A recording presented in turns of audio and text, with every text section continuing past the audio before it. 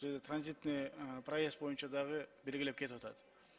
Ушул мыйзамга кече күнү биздин президентибиз кабыл алган указ, баягы абхазский армянский номерлер боюнча, машиналар боюнча бул жака кереги жокпу, бир карап көрбөйсүздөрбү? Анткени мындай да, билесиздер да, аларды бул жака киргизгенге өзү негизи жолдомо жок эле. Биз запрет койгонбуз, праворульныйларды.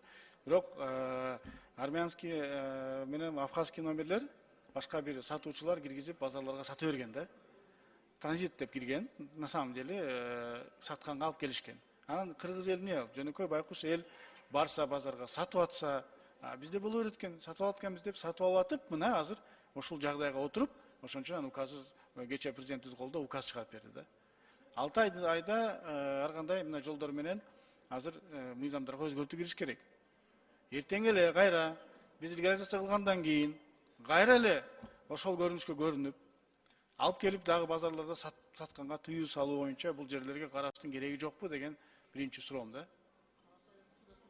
Урматтуу Марлен Отургачы, муну карап көрөлү. Ол легализация боюнча урматтуу президентибиздин тапшырмасы менен 3 этап менен легализация боюнча процесстер жүрүп жатат. Ага тийиштүү жумуштарды биз алып барабыз. Ушул мыйзамга да менен азыр мына окуп бир аз немеге транзитный проезд дегенди көрүп калып ойлонуп калдым. Карап көрсөңүздөр, анан Алмаз Акунжанович өткөндө дагы айттым эле ушул боюнчачы.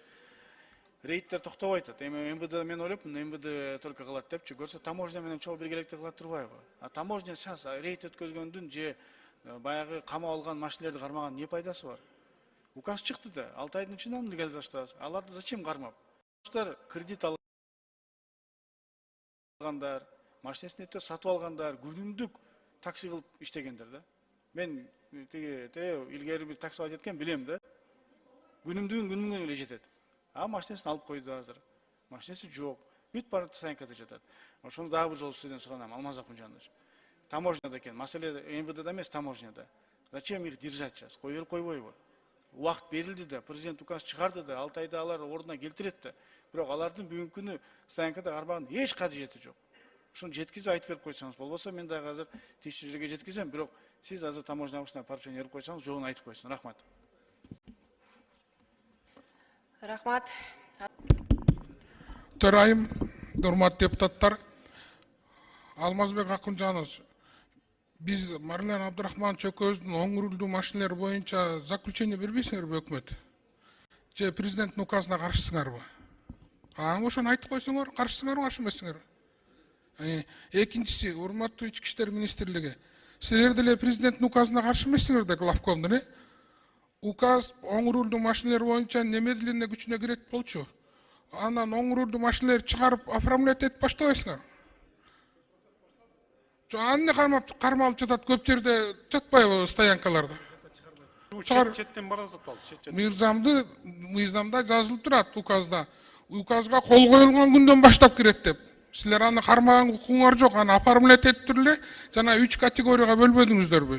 Эгер запчас болсо анда алып каласыңар да, берки экөөнү уже немедленно алып туруп берип өткөрүп бериш керек.